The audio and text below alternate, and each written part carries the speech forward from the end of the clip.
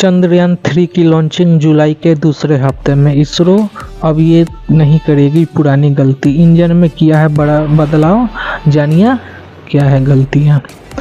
चंद्रयान-3 की लॉन्चिंग जुलाई के दूसरे हफ्ते में, इंजन में बड़ा बदलाव, पिछली गलतियां फिर नहीं करेगा इसरो प्रमुख एस सोमनाथ ने कहा कि 12 से 19 जुलाई 2023 के बीच चंद्रयान-3 की लॉन्चिंग। चंद्रयान-3 को श्रीहरिकोटा स्थित सतीश धवन स्पेस सेंटर से GSLV Mk3 रॉकेट से चंद्रमा पर भेजा जाएगा।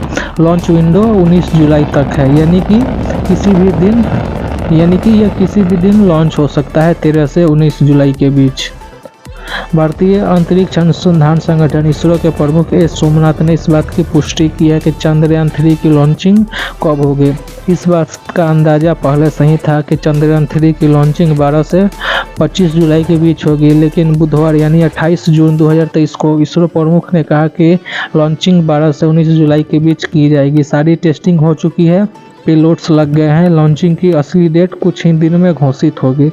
इससे पहले भी इसरो प्रमुख ने इस बात की जानकारी दी कि पिछली बार विक्रम लैंडर के साथ जो हुआ वो इस बार नहीं हुआ, क्योंकि इस बार चंद्रयान-3 में लैंडर की लैंडिंग तकनीक में बदलाव किया गया है, यानी कि चंद्रयान-2 वाली गलतियां इस बार नहीं होगी। चंद्रयान-3 की लैंडिंग तकनीक को नई तरीके से बनाया गया है। चंद्रयान-3 मिशन में इसरो सिर्फ लैंडर और रोवर भेज रहा है, जबकि चंद्रमा के चारों तरफ चक्कर लगा रहे चंद्रयान-2 के ऑर्बिटर से लैंडर रोवर का संपर्क जोड़ा जाएगा। इस स्पेसक्राफ्ट को ज़्यादा प्रोग्राम पहले से ही ऑटोमेटिक है, सैकड़ों सेंसर लगाए गए हैं जो इसकी लैंडिंग और अन्य कार्यों में मदद करेगा। क्या करेंगे चंद्रयान-3 के लैंडर रोवर चंद्रमा पर?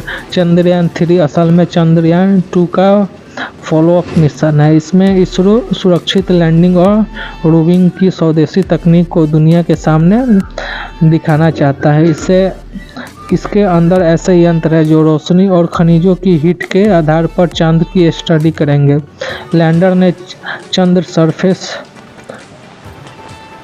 सरफेस को एक सेंसर लगा है, यह चांद की सतह पर थर्मल कंडक्टिविटी तापमान की स्टडी करेगा। Instrument for lunar seismic active चांद की सतह पर भूकंपों की जानकारी जमा करेगा। लैंडर में लगा लैंगमुइन प्रोब चांद पर प्लाज्मा की डेंसिटी और उसमें आने वाले अंतर की जांच करेगा। इसके अलावा नासा की तरफ से इसमें पैसिव लेजर रिफ्लेक्टर एरो लगाया गया है, जो चांद की सतह पर लेजर के जरिए रेजिंग स्टडी करेगा। रोवर में अल्फा पार्टिकल एक्सरे स्पेक्ट्रोमीटर और लेजर इंडक्टिव ब्रेकडाउन स्पेक्ट्रोस्कोप लगा है। ये दोनों मिलकर लैंडिंग साइट के आसपास के खनिज, मिट्टी और उसके रासायनिक मिश्रण का अध्ययन करेंगे। 7 किलोमीटर से लैंडिंग शुरू होगा, 2 किलोमीटर पर सेंसर होंगे एक्टिव। लैंडर की लैंडिंग के समय ऊंचाई, लैंडिंग की गति, पत्थरों से लैंडिंग को बचाने में ये सेंसर मदद करेंगे। चंद्रयान-3 की लॉन्चिंग की सतह 7 किलोमीटर की ऊंचाई से लैंडिंग शुरू होगी। 2 किलोमीटर की ऊंचाई पर आते ही सेंसर एक्टिव हो जाएंगे। इसके अनुसार ही लैंडर अपनी दिशा, गति और लैंडिंग साइट का निर्धारण करेगा। इस बार इसरो लैंडिंग को लेकर कोई गलती नहीं करना चाहता, क्योंकि चंद्रयान-2 में सेंसर और बूस्टर्स में दिक्कत आने की वजह से उसकी हार्ड लैंडिंग हुई थी। चंद्रयान-2 के सतह से करीब 350 मीटर की ऊंचाई से तेजी से घूमते हुए जमीन पर गिरा था।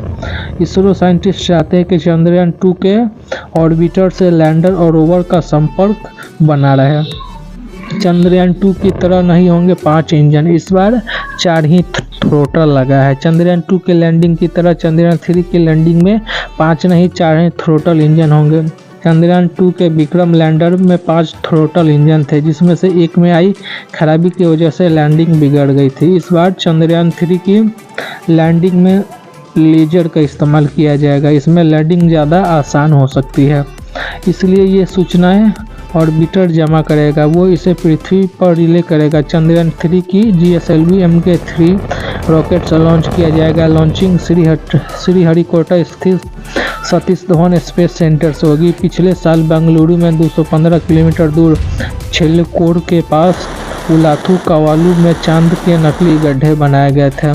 इनमें लैंडिंग और रोवर की टेस्टिंग की जा रही थी। इन गड्ढों को बनाने में 24.2 लाख की लागत आई थी। गड्ढे 10 मीटर व्यास और 3 मीटर गहरे थे। गड्ढे इसलिए बनाए गए थे ताकि लैंडर रोवर की मूवमेंट की सही जांच हो सके। लैंडर रोवर में लगे सेंसर की जांच भी अब पूरी तरह से हो चुकी है। तो मिलते हैं एक नए वीडियो में, तब तक आप इस चैनल को लाइक करें, सब्सक्राइब करें। Thank you for watching.